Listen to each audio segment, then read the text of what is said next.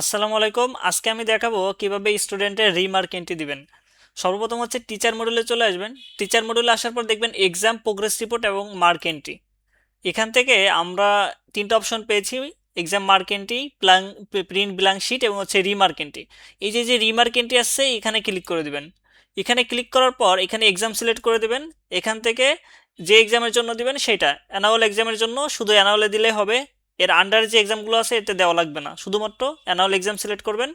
এরপর হচ্ছে যে যে টিচারকে যে গ্রুপ, যে শিফট, যে ক্লাসে সিলেক্ট করা হয়েছে তার কাছে শুধু সেই স্টুডেন্ট আসবে। আমি এখানে গ্রুপ জেনারেল দিলাম, সিলেক্ট 7 ক্লাস এবং হচ্ছে বি সেকশন। এই টিচারকে এই ক্লাসেই হচ্ছে অ্যাসাইন করা আছে। এখন এখানে দেখতে পাচ্ছেন স্টুডেন্ট নাম, রোল ওয়াইজ আছে। এখানে আমি যদি চাই যে এখানে স্টুডেন্টের কতদিন প্রেজেন্ট আছে, আমি দিলাম সে প্রেজেন্ট আছে 75 দিন। এরপরে আছে আরেকজন, সে আছে 60 দিন। এইভাবে দিতে হবে। আরেকটা বিষয় হচ্ছে যে এই ক্লাসের আন্ডারে ওয়ার্কিং ডে সেট করা আছে। আমি চাইলে ওই ওয়ার্কিং ডে বেশি দিতে পারবো না। আমি যদি এখানে 100 দিন দিই এটা নিবে না। আচ্ছা, 100 দিন দিছি কিন্তু নিছে, কারণ যখন আমি সেভ দিব তখন এটা নিবে না। হ্যাঁ, এই যে বলতেছে প্লিজ ভ্যালু আন্ডার 90, মানে এটা লেস দেন 90 হইতে হবে, কারণ এটা 90 দিন সেট করা ওয়ার্কিং ডে। সো আমি এখানে 45 দিলাম।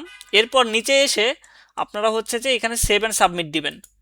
সেভ অ্যান্ড সাবমিট না দিলে কিন্তু এটা সেভ হবে না। সেভ অ্যান্ড সাবমিট দেওয়ার পর স্টুডেন্টের প্রোফাইলে এখানে প্রেজেন্ট ডেটা শো করবে।